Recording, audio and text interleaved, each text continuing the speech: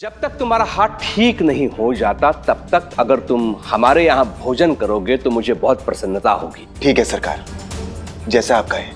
क्यों? आज से रसोई का दायित्व तुम्हारा होगा। आज श्रीकांत के लिए भोजन भी ये बनाएगी।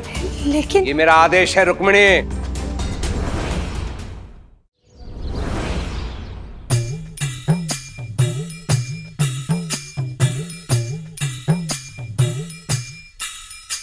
रुक्मिणी को भी आज ही अस्वस्थ होना था। पूरा गांव त्योहार मना रहा है, हर घर में पकवान बन रहे हैं और मुझे ये खाना पड़ रहा है।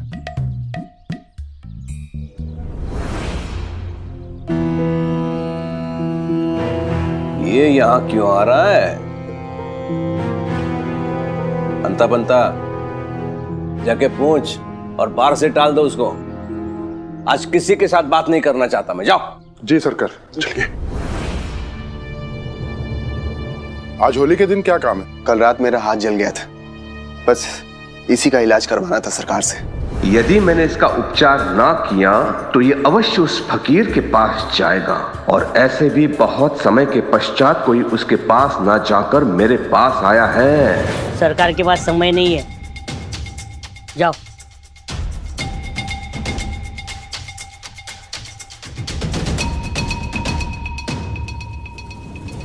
होली की बधाई हो अध्यापक जी। आपको भी होली मुबारक।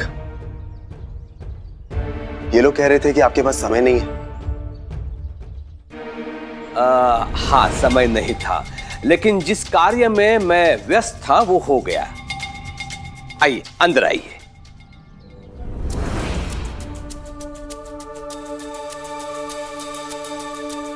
बैठिए।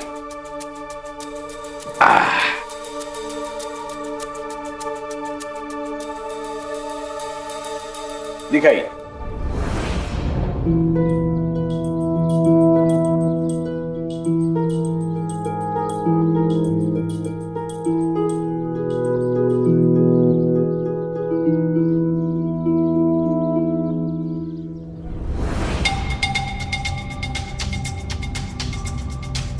सबसे अच्छा वाला लेप लेके आओ जिससे घाव तुरंत भरता है।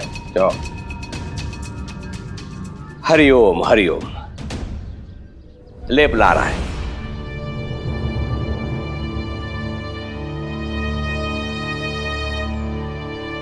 ये लीजिए सरकार। ये लीजिए लेप।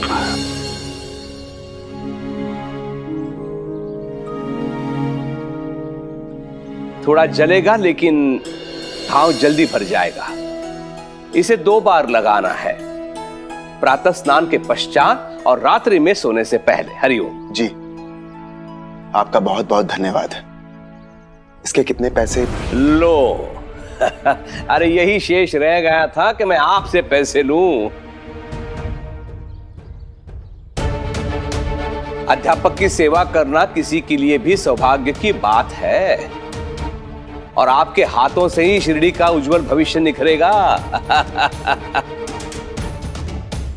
आपका बहुत बहुत आभार। यदि मैं इसके लिए कुछ अच्छा करूं तो ये उस प्रशासनिक अधिकारी गोकुलदास तक मेरी प्रशंसा अवश्य पहुंचाएगा। हरिओम। श्रीकांत, जब तक तुम्हारा हाथ ठीक नहीं हो जाता तब तक अगर तुम हमारे यहां भोजन करोगे तो मुझे बहुत प्रसन्नता होगी। इसकी क्या आवश्यकता है सरकार? हर बार आवश्यकता का संबंध हो ये जरूरी तो नहीं है ना श्रीकांत। इसी बहाने गोविंदा के साथ कुछ अतिरिक्त समय व्यतीत करने का अवसर मिलेगा। ठीक है सरकार, जैसा आप कहें। सरकार को क्या हो गया है? इतनी जल्दी पलट गए? कई होली पर भांग तो नहीं खा ली? या कहीं हमें किसी ने भांग तो नहीं खिला दी? हरिओम। आज का भी भोजन यहीं पर होगा श्रीकांत का। शुभ कार्य का आरंभ यथाशीघ्र होना चाहिए। दिन का और रात का दोनों समय का भोजन तुम यही करोगे। अवश्य। एक बार फिर से आपका बहुत बहुत आभार। अच्छा, मैं चलता हूं। माँ,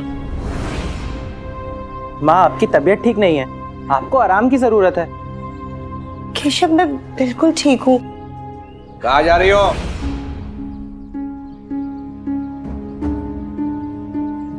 वो आपने अध्यापक जी को आमंत्रित किया है ना, तो खाना तो बनाना पड़ेगा। फिर आज होली है तो कुछ त्योहार के अनुसार पकाना पड़ेगा। हरिओम हरिओम। इस घर की स्वामिनी होकर भी नौकरों की भांति काम करती हो। अरे स्वामिनी हो तो स्वामिनी के भांति रहो। आज से रसोई में पैर नहीं रखोगे तुम। ये आप क्या कह रहे हैं? तो खाना कौन बनाएगा?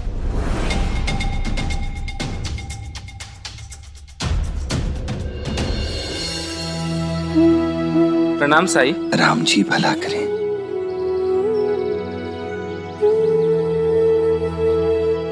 नमस्ते साई। राम जी भला करें। कैसे हैं दिवाकर जी? जी, बस आपकी कृपा है साई। आइए। अरे सुमित की माई, देखो साई आए हैं, भिक्षा ले आओ। आई। बाबा, आप आ गए बाबा?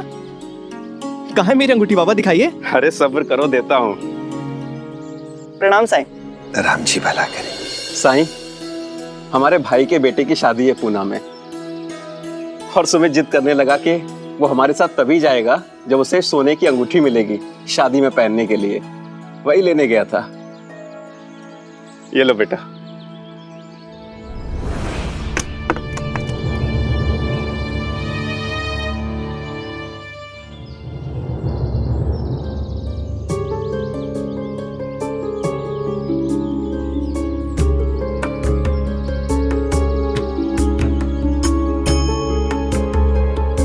ये क्या है बाबा? अच्छी नहीं है? ये तो देखने में इतनी बेकार है। आपको कहा था जाके शहर से लेके आइएगा, वहां अलग अलग तरह की नई नई आकार की अंगूठियां मिलती हैं बाबा। पर नहीं, आप तो कभी मेरी नहीं सुनते। मुझे नहीं पहननी अंगूठी। शहर से मेरे लिए दूसरी लेके आइए, या जिससे बनवाइए उससे कहिए दूसरी बना के देगा। रख लो बेटा, दोबारा बनवाने में बेकार के पैसे देने होंगे। नहीं ले आऊंगा बाद में शहर से, अभी इसी से काम चला लो। अरे अच्छी तो है, रख लो बेटा। है ना साईं? हाँ, बहुत अच्छी है। तो ठीक है, फिर आप ही रख लीजिए आई। मुझे तो दूसरी अंगूठी चाहिए। सुमित बेटा, इतनी जल्दी दूसरी अंगूठी नहीं खरीद सकता मैं। तो ठीक है, मैं भी शादी में नहीं जाऊंगा। वहां सब अच्छे अच्छे कपड़े जेवर पहन के आएंगे और मैं ये पहन के जाऊंगा। मुझे नहीं चाहिए।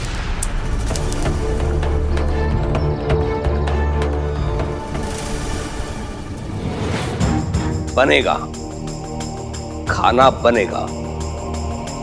आज तक जो लोग इस घर में विश्राम फरमाते आए हैं, उन लोगों का परिश्रम करने का समय आ गया है।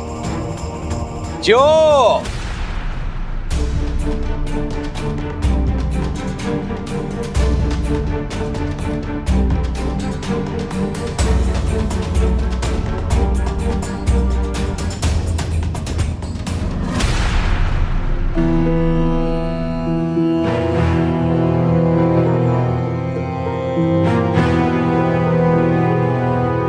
जो आज से रसोई का दायित्व तुम्हारा होगा। सबके लिए भोजन तुम तैयार करोगी। लेकिन ये मेरा आदेश है रुक्मिणी। यदि गलती से भी रसोई में गई तो मुझसे बुरा कोई नहीं होगा। आज से सारा काम जीव करेगी। आज श्रीकांत के लिए भोजन भी ये बनाएगी। शुभ कार्य का आरंभ यथाशीघ्र होना चाहिए जीव।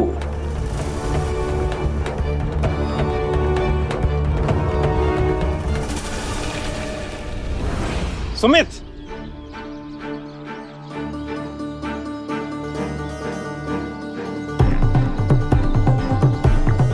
पता भी है तुम्हें कितनी महंगी अंगूठी? बैठे बिठाए सब कुछ मिल जाता है ना, तो माथा चढ़ गया है तेरा। जब खुद कमा के कुछ करना पड़ेगा ना, तब पता चलेगा। मैं जब भी आपसे कुछ मांगता हूं तो आप मुझे कमाने की बातें क्यों सुनाने लगते हैं बाबा? आप ही का बेटा हूं मैं, आपसे नहीं मांगूंगा तो क्या पड़ोसियों से जाके मांगूंगा? एक अंगूठी मांगी थी, वो भी नहीं दे पाए आप। सोने की अंगूठी मांगी, कोई साधारण चीज नहीं। सब गलती मेरी ही है। बचपन से लेकर आज तक तुम्हारी सब इच्छाएं, सब ख्वाहिशें बिना कुछ कहे पूरी की है मैंने। कहां से एहसास होगा तुम्हें इन सब बातों का? एक काम करो, जाओ कमाओ और जो चाहे खरीदो अपने लिए। तो सीधा सीधा कहिए ना कि मैं बोझ हूं आप पर। ऐसे घुमा फिरा के बोलने की जरूरत नहीं है बाबा। अगर आप यही चाहते हैं ना कि मैं खुद कमाकर अपनी जरूरतें पूरी करूं तो ठीक है। आप मुझे निकम्मा समझते हैं ना? अब मैं इस घर में वापस तभी आऊंगा जब मैं अपने पैरों पर खड़ा हो जाऊंगा, कुछ बन जाऊंगा। जा जा, पहले कुछ करके दिखा फिर बात करना। तो ठीक है, जा रहा हूं बाबा। सुमित, सुमित,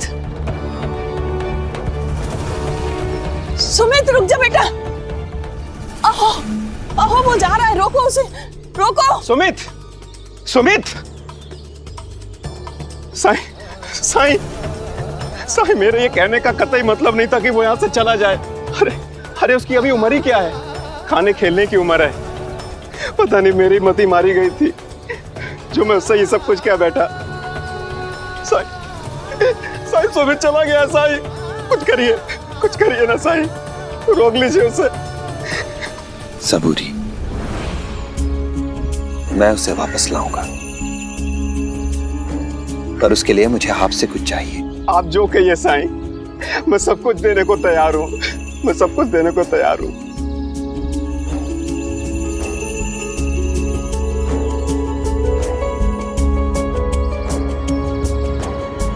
मुझे आपका बटुआ चाहिए।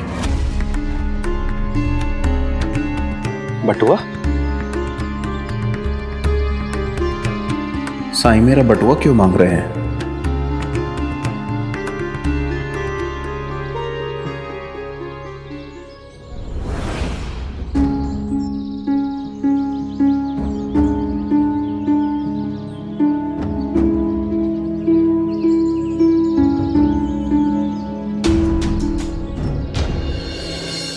मन में साई के क्या है कौन जान पाए। ओम साई ओम साई ओम साई ओम साई ओम। एक अध्यापक को इतना सर चढ़ाने की क्या जरूरत थी? वो भी ऐसा अध्यापक जो गोविंदा के साथ इस तरह से बर्ताव करता है। अध्यापक नहीं हुआ, किसी रियासत का बड़ा राजकुमार हो गया।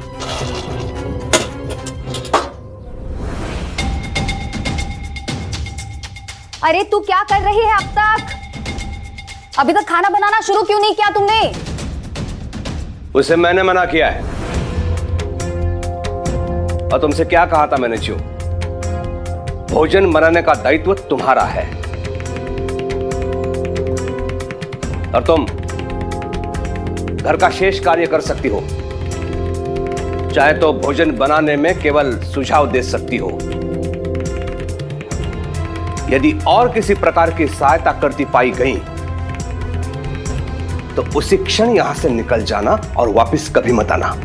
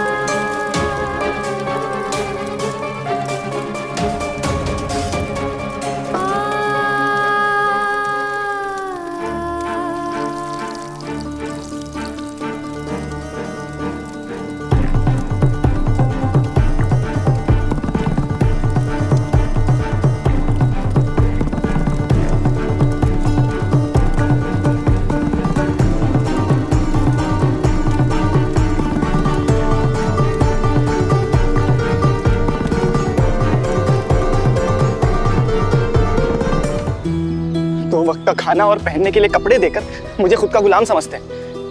इनकी ये ताने सुनकर मैं नहीं जी सकता। अरे बच्चा नहीं हूं अब मैं। आओ।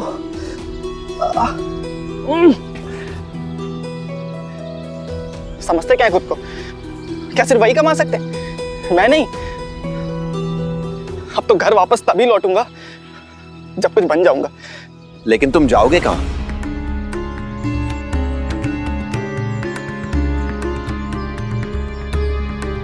कहीं भी, लेकिन अपने घर तो बिल्कुल नहीं। और साईं, अगर आप चाहते हैं कि मैं आपके साथ घर वापस चलूं, तो उसके लिए मुझे माफ कर दीजिए। नहीं नहीं, तुम जाओ। मैं तो केवल तुमसे पूछ रहा हूं, कहाँ जाओगे तुम? शहर जाऊंगा, बंबई, पूना, अहमदनगर, कहीं भी चला जाऊंगा। और वहां जाकर अपना गुजारा कैसे करोगे? मेहनत करूंगा, कमाऊंगा, लेकिन आपके ऐसे सवालों से मैं रुकने वाला नहीं हो सकता। बहुत अच्छे। बस अब एक बात और बता दो मुझे, क्या शहर जाने के लिए पैसे हैं तुम्हारे पास? नहीं, ये तो मैंने सोचा ही नहीं। कोई बात नहीं। देखो, मैं क्या लाया हूं तुम्हारे लिए। ले लो, तुम्हारे बाबा का ही है।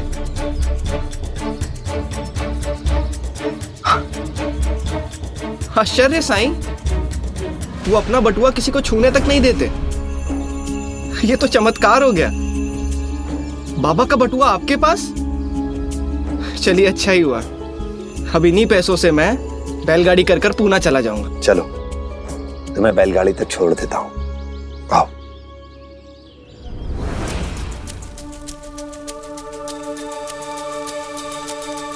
अंता बंता, पालकी निकालो, मुझे बाहर जाना है।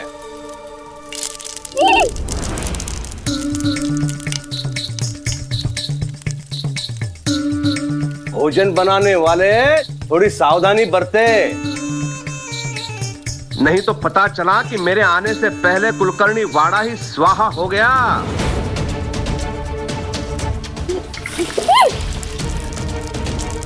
चलो, एक कह रहे हम कथे कहीं के।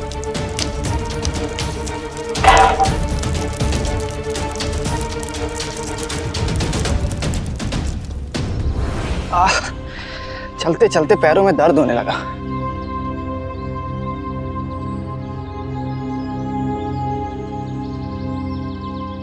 अरे सुनो भाई, ये बैलगाड़ी वाला कहाँ मिलेगा? अभी खाना खाने गया है, आता ही होगा। जब तक बैलगाड़ी वाला आता है, हम बैठकर उसका इंतजार करते हैं। आ जाओ।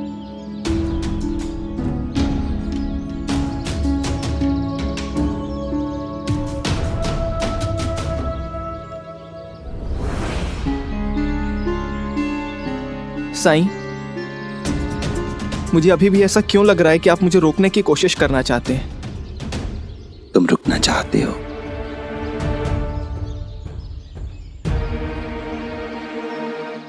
अब आप ही बताइए साईं, अगर मैं अपने बाबा से कोई चीज मांगता हूं तो क्या गलत करता हूं? जब मैं कमाने लग जाऊंगा, मेरे बाबा वृद्धावस्था में लाचार हो जाएंगे, तो मैं ही उनके काम आऊंगा ना, मैं ही उनकी देखरेख करूंगा ना। और उस वक्त मैं अगर उन्हें ताने दूंगा तो कैसा लगेगा बताइए? मैं उनका इकलौता बेटा हूं साईं। मैं नहीं मांगूंगा तो और कौन मांगेगा? पड़ोसी। अब आप ही सोचिए ना, बाबा ने मुझे आज तक ये बटुआ छूने की इजाजत नहीं दी, और आपको दे दिया। तब तो इसमें ढेर सारे पैसे होंगे। हाँ, जरूर होंगे। मेरे बाबा थोड़े कंजूस है ना, वो सब पैसा बचा बचा कर रखते हैं। रुकिए, अभी आपको दिखाता हूं। पर्ची?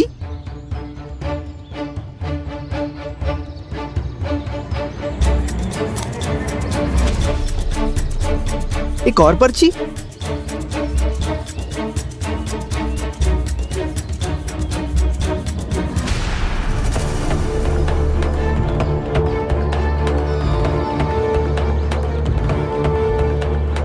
रुपए की जगह पर्चियां?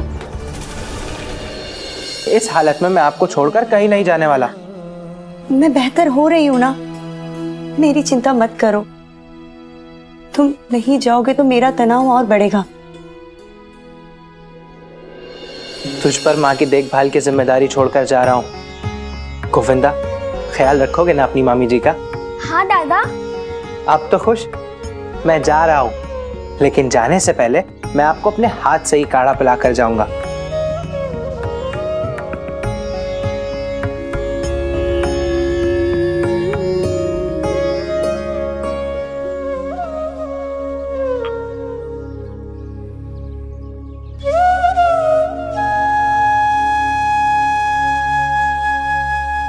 ख्याल रखिएगा। तुम भी।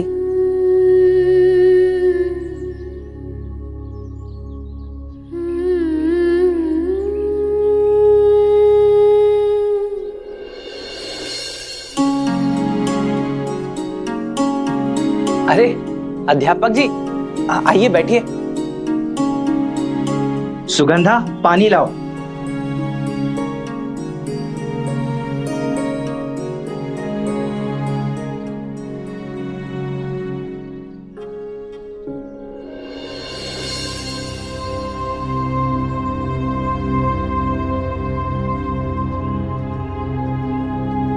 गोविंदा दिखाई नहीं दे रहा, कहाँ है? मैं गोविंदा को अभी लेकर आता हूँ।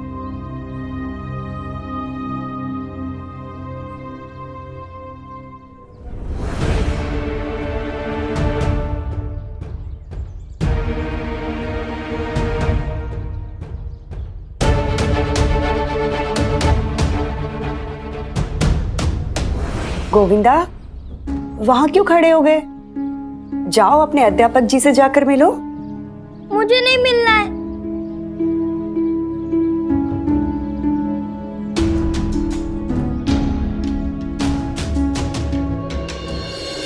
गोविंदा, अपने अध्यापक जी की इज्जत करनी चाहिए।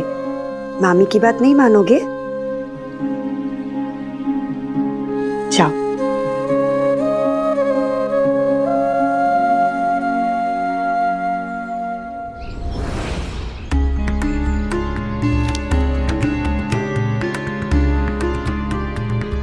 ये जरी के कपड़े की रसीद है, वो बाबा मेरे लिए लेके आए थे ना, उसी की है। वो क्या है ना, आई और बाबा को तो शौक ही नहीं है किसी चीज का।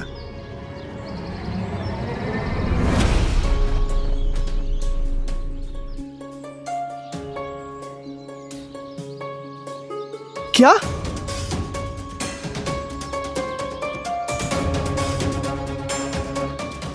क्या हुआ? उधार लिया था और किश्तों में चुका रहे। ऐसा करने की क्या जरूरत थी? हमारे पास पैसे की कमी नहीं है।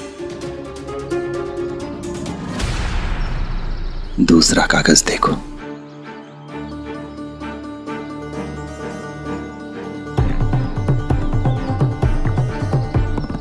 गाड़ी वाहन की भी उधारी, और वो भी पूना आने जाने की।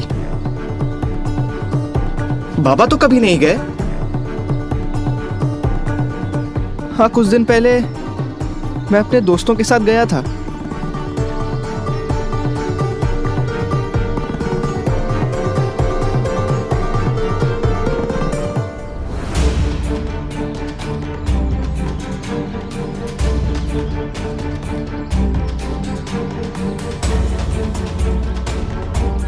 अंगूठी की रसीद, बाबा ने अपनी अंगूठी पिघलाकर मेरे लिए नई अंगूठी बनवाई थी।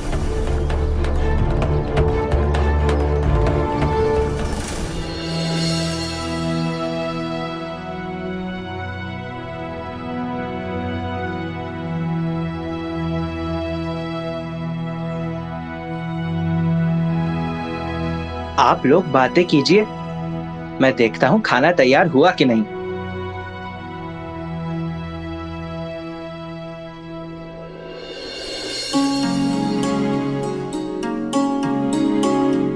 तुमने होली खेली? खाना तैयार है। लगता है तुम कहीं बाहर जा रहे हो। मेरी चिंता छोड़ो, गोविंदा मेरे साथ है। तुम जाओ। गोविंदा, तुम अध्यापक जी से बातें करो, मैं चलता हूँ।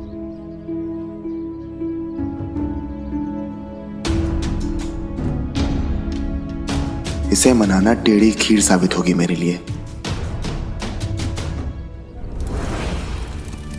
गोविंदा, थाली ले जाओ अध्यापक जी की। मैं नहीं आऊंगा, आप खुद आकर दे दीजिए। नहीं गोविंदा, अपनी माँ से इस तरह से बात करना सही नहीं है। तुम्हें अपनी माँ की बात माननी चाहिए। जाओ। सबको मैं ही मिलता हूँ तोहश जमाने के लिए।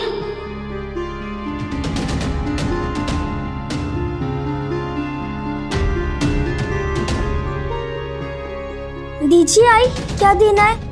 वहां रखा है, ले ले।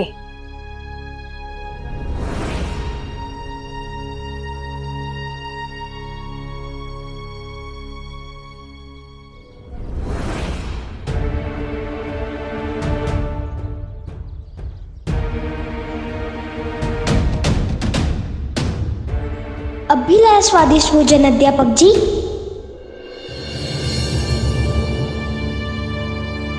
साईं, ये सब क्या है? बाबा ने लोगों से इतना कर्जा क्यों लिया हुआ है?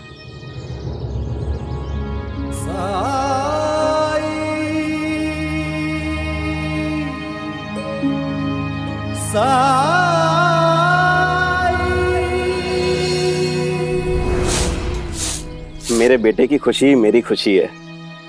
तो क्या हुआ, मेरे पास पैसे नहीं हैं। अगर जरी के कपड़े पहनने से सुमित को खुशी मिलती है तो मैं उसे जरूर लेके दूंगा। लेकिन तुम ये मत कहना कि हम कर्ज लेकर उसके लिए कपड़े खरीद रहे हैं। मैं नहीं चाहता कि मेरा बेटा ये सोचे कि उसका बाप इस लायक भी नहीं कि उसके लिए अच्छे कपड़े खरीद सके।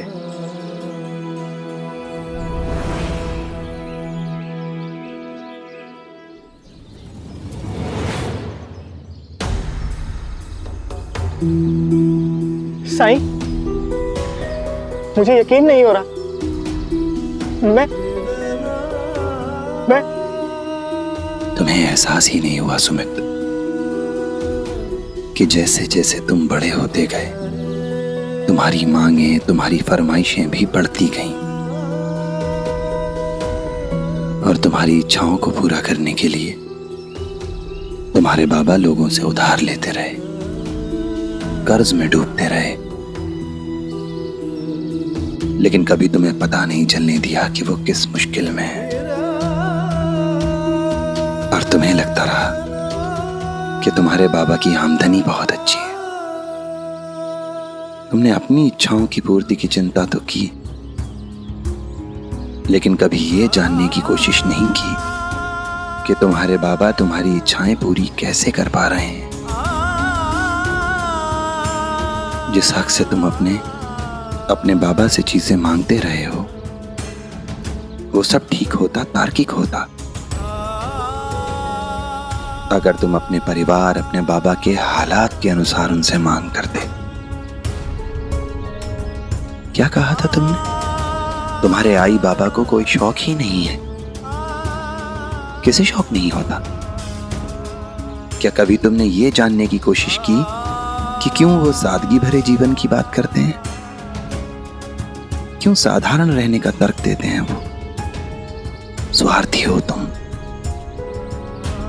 तुम तो अपने आई बाबा को कभी देख ही नहीं पाए, क्योंकि अगर देख पाते तो समझ पाते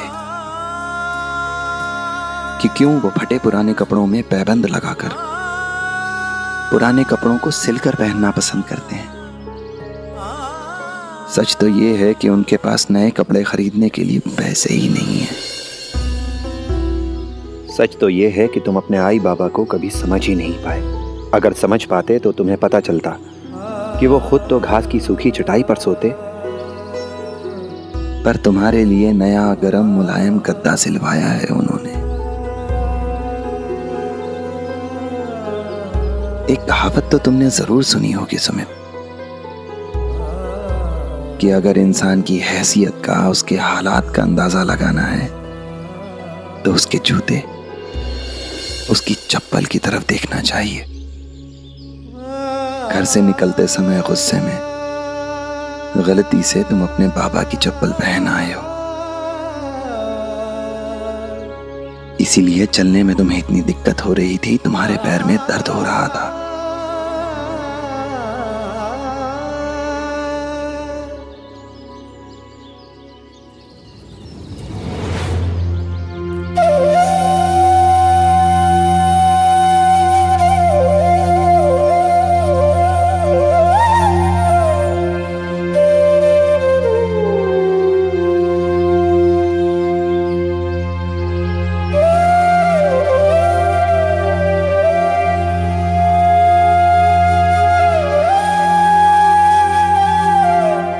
जबकि तुम आरामदायक मोजड़ियां पहनकर चलते रहे, तुम्हारे बाबा ने हर कदम पर तकलीफ का सामना किया, पर तुम्हारी हर इच्छा को पूरा करने की पूरी कोशिश की उन्होंने।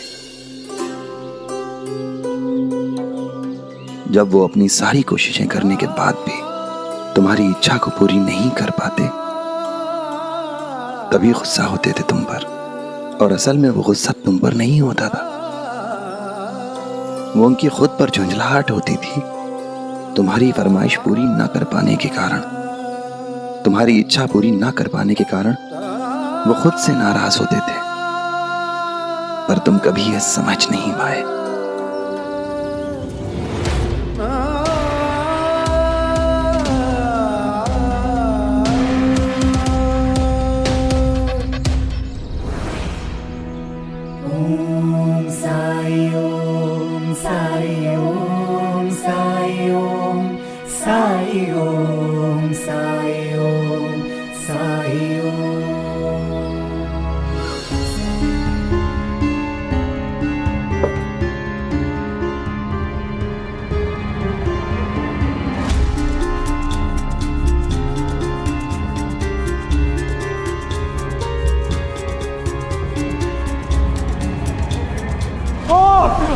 मिर्ची,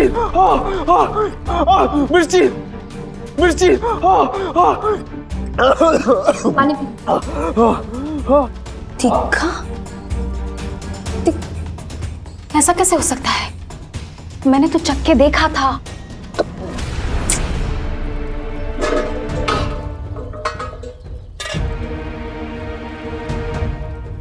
ये तो सही है।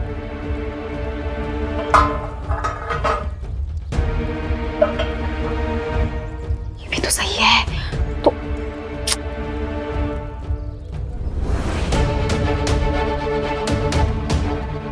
ये किसने किया? कौन आया था यहाँ पे? गोविंदा? अरे देवा, ये लड़का।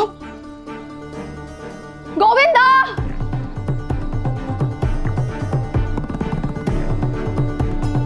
गोविंदा अंदर आ।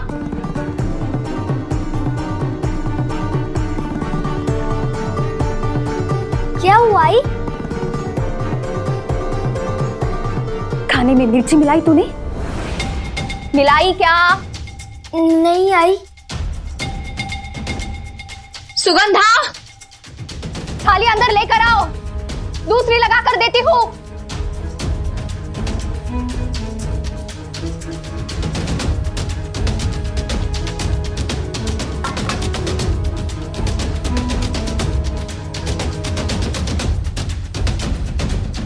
अब ये सब तू खाएगा?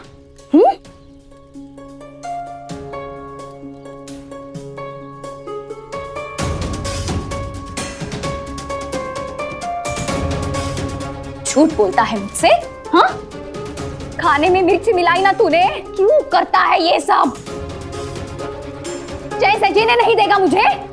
हाँ, तेरी यही सजा है। का मारने पीटने के सिवा और कुछ आता है आपको? बहुत बुरी है आप। नफरत करता हूँ मैं आपसे। बदतमीज, तो रुक, तुझे दिखाती हूँ मैं। फिर नहीं आऊंगा। गोविंदा, नहीं आऊंगा मैं। और बदतमीज हो गया। हाँ? आई बुरी है, आई बुरी है ना? रुक, तो बाहर आ। तो रुक, तुझे बताती हूँ बुरी आई कैसी होती है।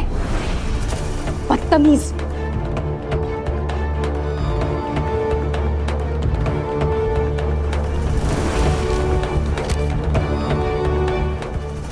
वो तस्वीर ऐसी ही बिना बाल की औरत, इसी रंग की साड़ी, मतलब गोविंदा ने अपनी आई की तस्वीर बनाई थी, बुराई के प्रतीक के रूप में।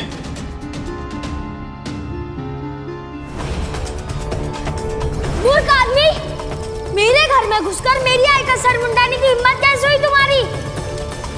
तुम्हारे कारणों कहीं निकल नहीं पाती है, दुखी रहती है, डरती है वो तुमसे। समझ में नहीं आता है तुम्हें? सुनिए,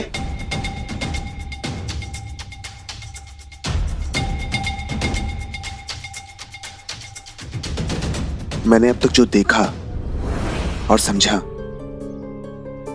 माँ और बेटे के रिश्ते में प्यार की जगह बहुत सारा गुस्सा है। आप दोनों एक दूसरे से बहुत दूर हो चुके हैं। मैं गोविंदा का गुरु हूं और गुरु का काम केवल शिक्षा देना ही नहीं, अपने विद्यार्थियों को सही मार्ग पर भी ले जाना है। अगर आपको एतराज ना हो तो मैं कुछ मदद कर सकता हूं। जिसे देखो यही सलाह दे रहा है कि मुझे मेरे बेटे से कैसे पेश आना चाहिए। आप गुरु होंगे लेकिन अपनी पाठशाला में, यहां नहीं। मेरा बेटा है गोविंदा, मैं उसे संभाल लूंगी। आप कृपया अपना काम कीजिए।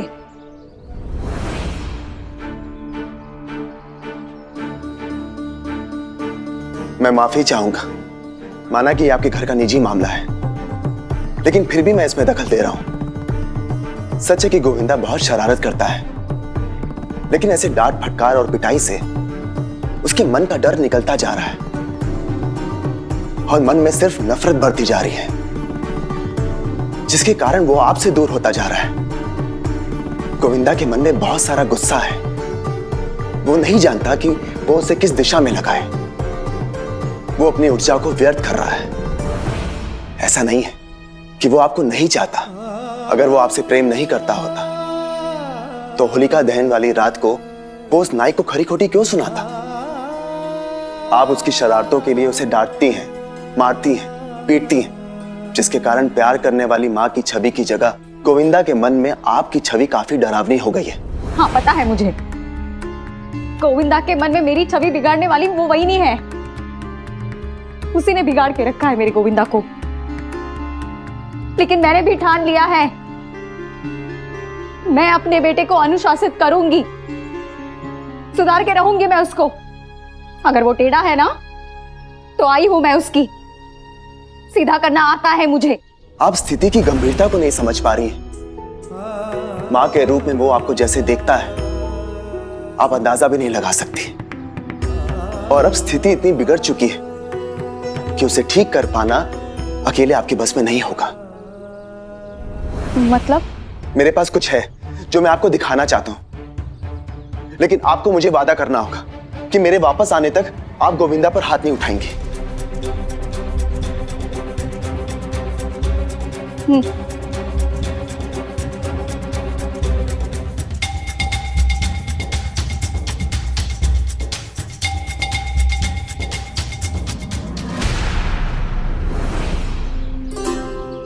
बाबा,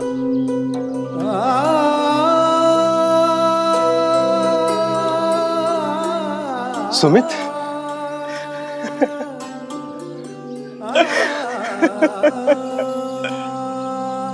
क्या हुआ सुमित? तू रो क्यों रहा है बेटा? हाँ बेटा, क्या हुआ?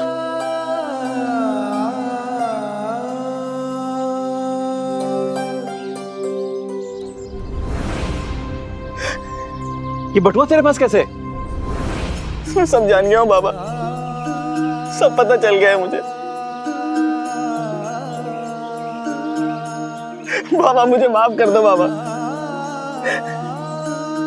मुझे साईं ने एहसास दिला दिया है कि मैं कितना गलत था। मैं आज के बाद कभी किसी चीज के लिए जिद नहीं करूंगा बाबा।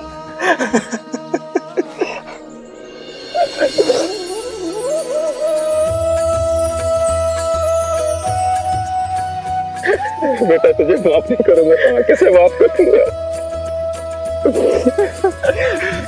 तू रोना बंद कर।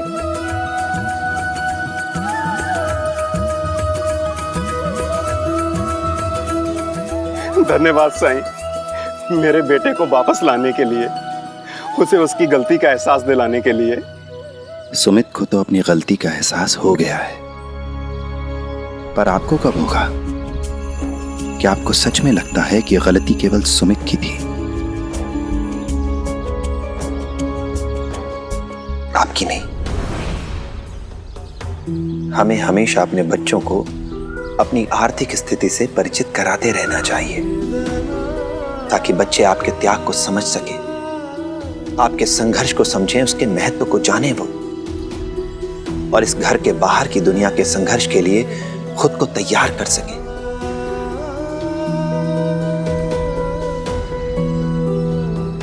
और आपने तो सुमित को कभी अपनी परेशानियां बताई ही नहीं। कभी भी उसे सच से अवगत कराना जरूरी नहीं समझा आपने। आपके पास जो कुछ नहीं था वो सब कुछ आप सुमित को देना चाहते थे। बहुत अच्छी बात है। अपने परिवार को, अपने बच्चों को सुविधाएं देना, उनकी इच्छाओं को, उनकी ख्वाहिशों को पूरा करना, इसमें कोई बुराई नहीं है। लेकिन इस कीमत पर नहीं कि आप कर्ज में डूब जाएं।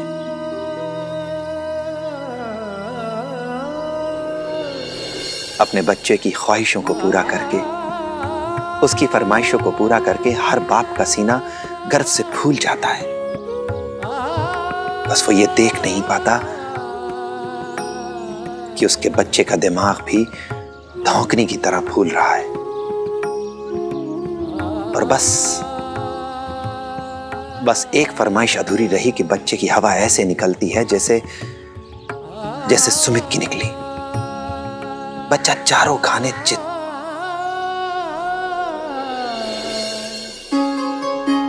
समझदारी इसी में है कि हम अपने बच्चों के साथ सच्चे और ईमानदार रहें।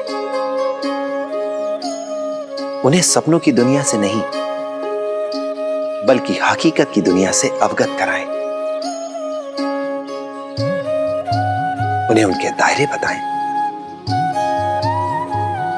उन्हें बताएं कि आपकी चादर कितनी है और कितने पैर फैलाए जा सकते हैं। कई बार लोग सोचते हैं कि बच्चे उन्हें असफल समझेंगे। अगर आपके बच्चे आपको असफल समझते हैं तो समझने दीजिए उन्हें। कम से कम उन्हें किसी भ्रम में रखने से तो बेहतर रहेगा। और अगर सच नहीं बताएंगे उन्हें तो उन्हें जीवन के संघर्ष का सामना करने के लिए तैयार कैसे करेंगे आप?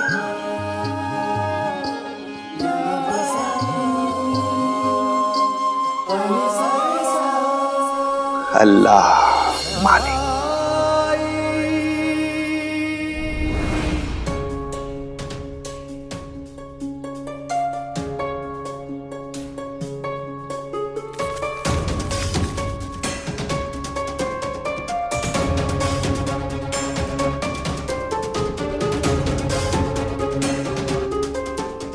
क्या इस तस्वीर से कुछ समझ सकती हैं आप? चुड़ैल लग रही है।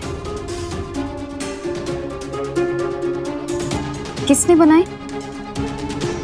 गोविंदा।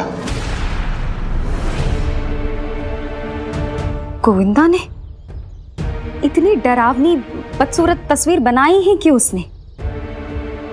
क्या है ये सब? मैंने बच्चों को होलिका का चित्र बनाने के लिए कहा था।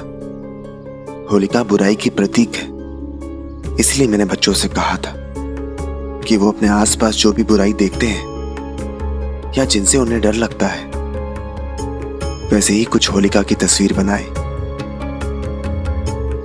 सब बच्चों ने अपनी कल्पना से लगभग एक जैसी तस्वीर बनाई, लेकिन गोविंदा ने सबसे अलग ये तस्वीर बनाई। क्या आपको नहीं लगता कि ये तस्वीर किसी से मिलती जुलती है?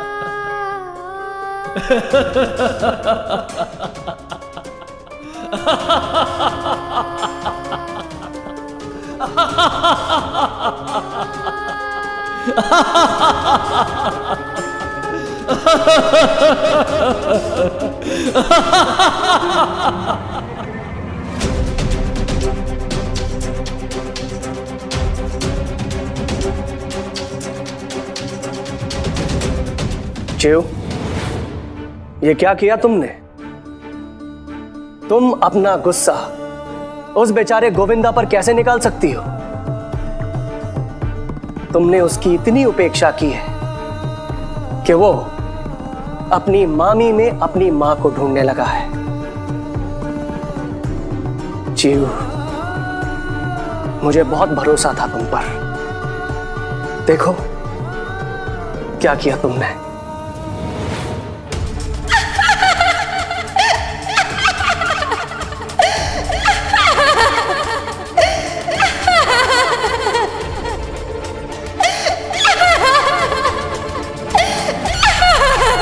ये तो होना ही था चीहू।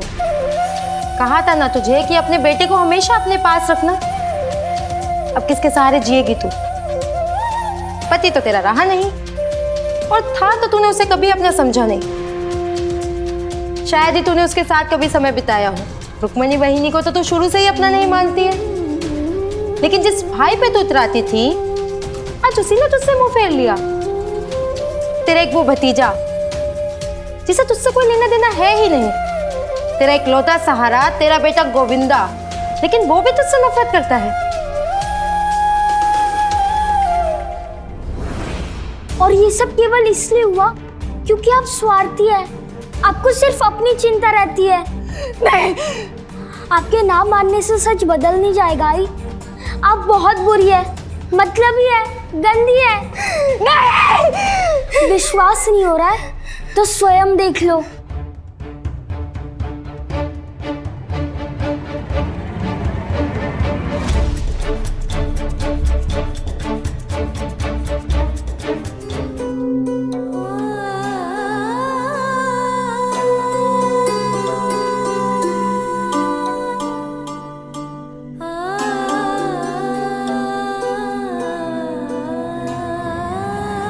क्या तुम चाहती हो जब तुम्हारा अंत समय आए तो तुम ऐसी घटनाओं को सोच सोच कर अपनी मृत्यु को प्राप्त हो? नहीं, नहीं, नहीं,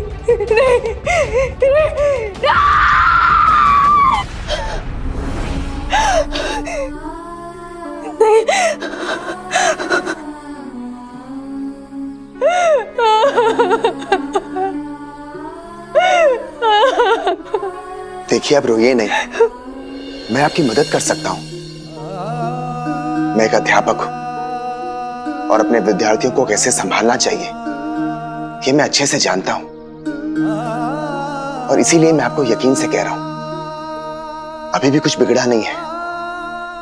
गोविंदा को सुधारने की जिम्मेदारी मैं लेता हूं, लेकिन यह तभी संभव हो पाएगा जब आपका और उसका रिश्ता ठीक हो जाएगा। आपको कोशिश करनी होगी और आपकी मदद के लिए मैं यहां हूं ना। हम दोनों साथ ये जिम्मेदारी उठाएंगे तो हो जाएगा।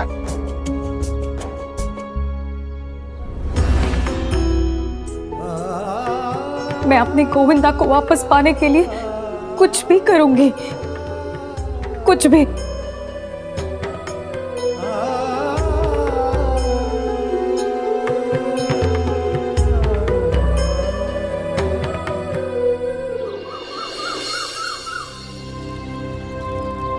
साईं, मैंने गोविंदा की आई को आश्वस्त तो कर दिया है कि मैं माँ और बेटे के बीच की दूरियों को खत्म करने में उनकी मदद करूंगा।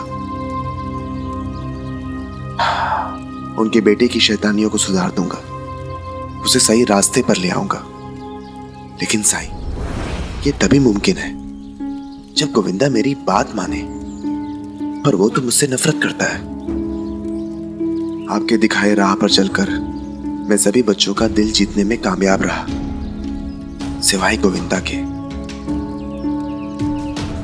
अब मेरी समझ में नहीं आ रहा है कि मैं ऐसा क्या करूं कि गोविंदा का मुझ पर एतबार हो और वो ये समझे कि मैं उसकी भलाई चाहता हूं।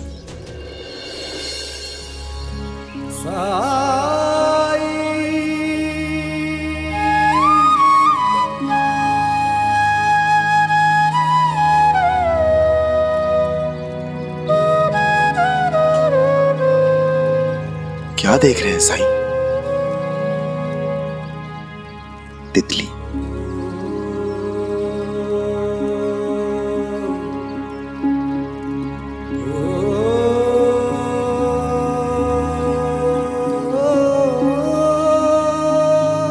तितली कहाँ है तितली? ध्यान से देखिए, अगर आप उस तितली को ढूंढ पाए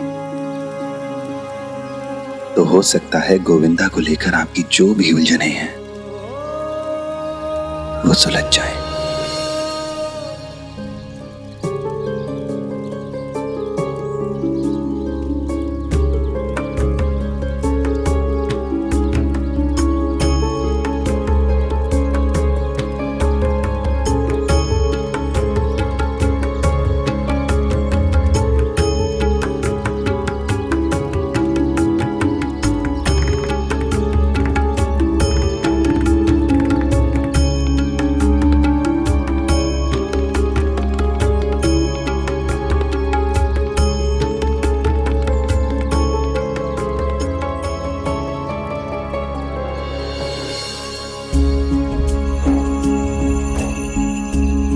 तलाश जारी रखिए,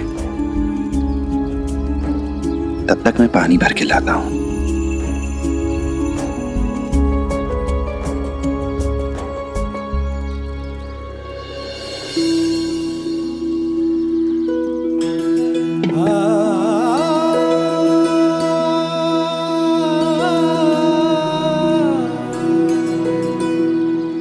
और हां, जहां उम्मीद भी ना हो अक्सर वहीं कुछ मिल जाता है, बस कोशिश न छूटे।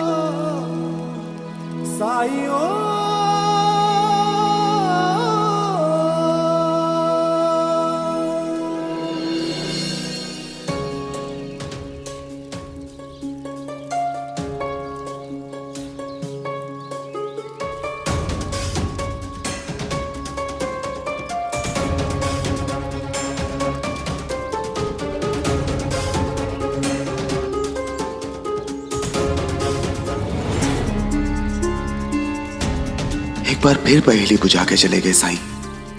कहां से ढूंढूं तितली?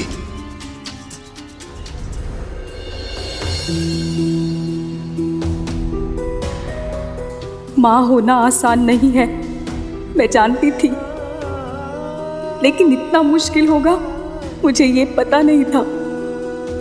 मैं मानती हूँ मैं सही नहीं हूँ गोविंदा, लेकिन तू नहीं जानता, पिछले कुछ दिन मेरे लिए जीने से सरल मरना होता।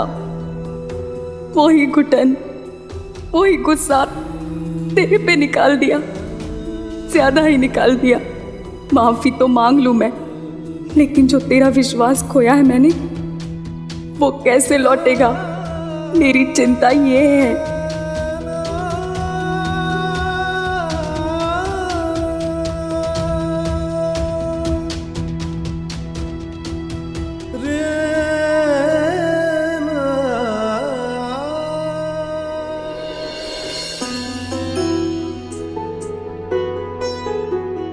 सोने दीजिए ना मामी जी।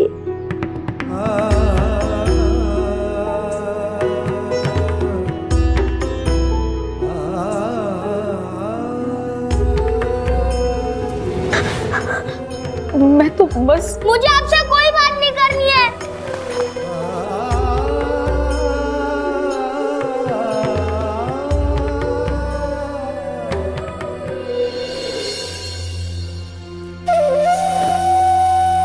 एक ही तो मेरा अपना है, वो भी दूर हो गया मुझसे। अब जीव तो किसके लिए?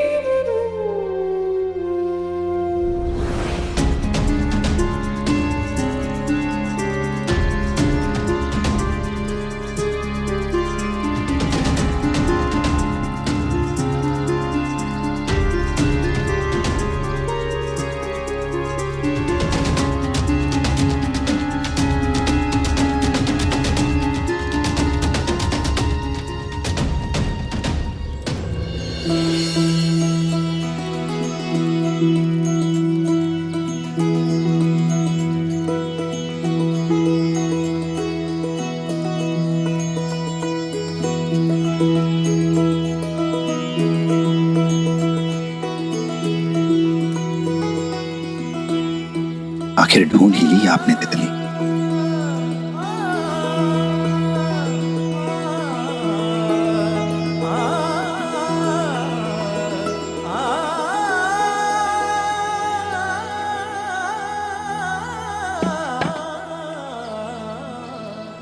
जानते हैं ये तितली आपको कैसे मिली है? क्योंकि आपने हार नहीं मानी, दृढ़ रहे आप।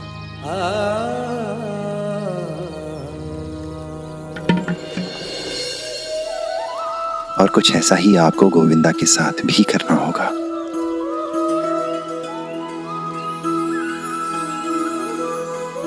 सबूरी रखिए, सब ठीक होगा।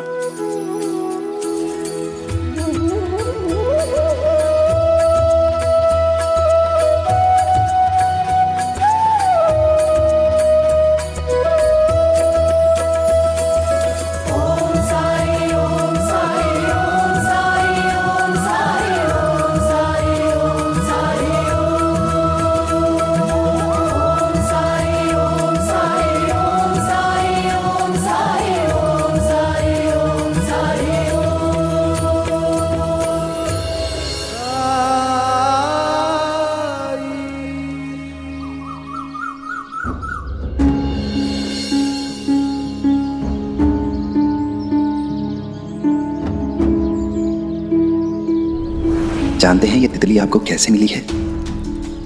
क्योंकि आपने हार नहीं मानी, दृढ़ रहे आप। और कुछ ऐसा ही आपको गोविंदा के साथ भी करना होगा। गोविंदा का विश्वास जीतने के लिए क्या करूं? कुछ नहीं सूझ रहा है।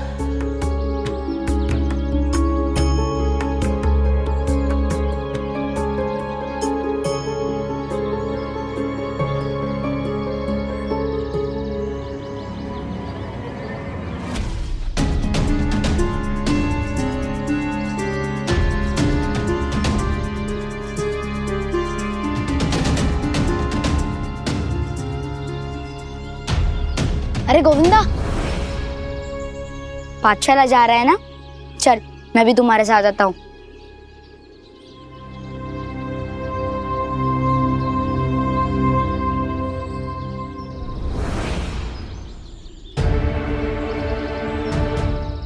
अगर पाठशाला गया तो अध्यापक जी का सामना करना पड़ेगा, फिर वही किटकिट ना। उद्धव, मुझे कुछ जरूरी काम याद आ गया, तू जा, मैं अभी आया। हाँ हाँ, लेकिन जल्दी आना। हाँ ठीक है, जा।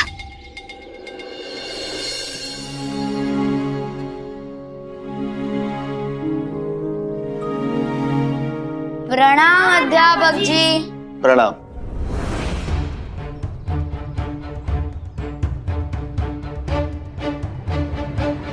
उद्धव, गोविंदा कहाँ गया? वो तो तुम्हारे साथ आ रहा था ना? जी अध्यापक जी, उसे कुछ काम याद आ गया था, वो काम पूरा करके जल्दी ही यहाँ आ जाएगा।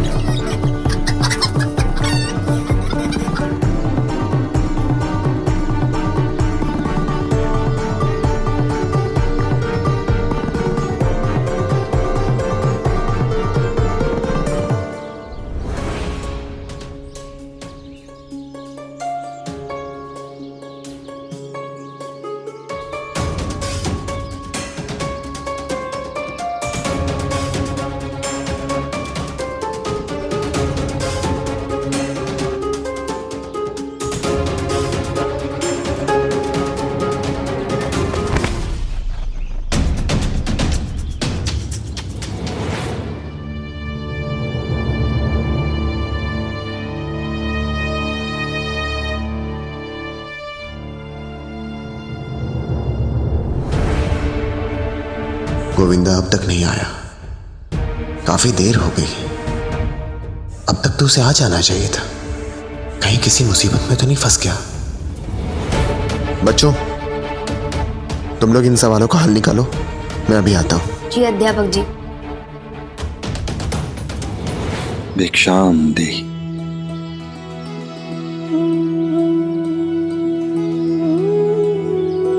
राम जी भला करें।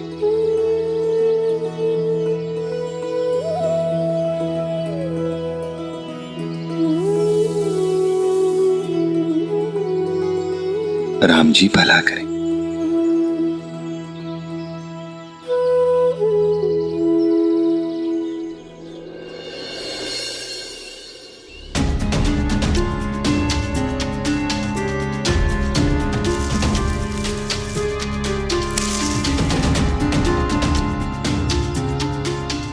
वैसे भी किसी को मेरी चिंता है नहीं। जब किसी को मेरी परवाह नहीं है तो मैं क्यों किसी की परवाह करूं?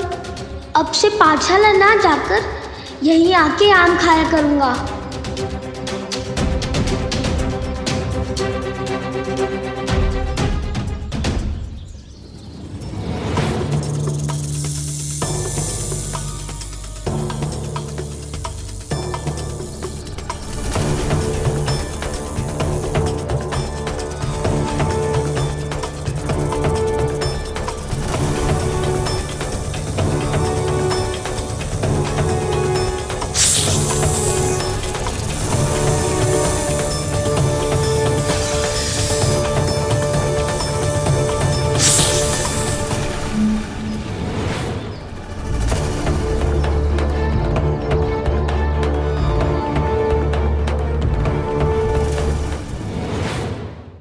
धार्मिक वीडियो सबसे पहले देखने के लिए हमारे चैनल को सब्सक्राइब करें और बेल आइकन दबाएं।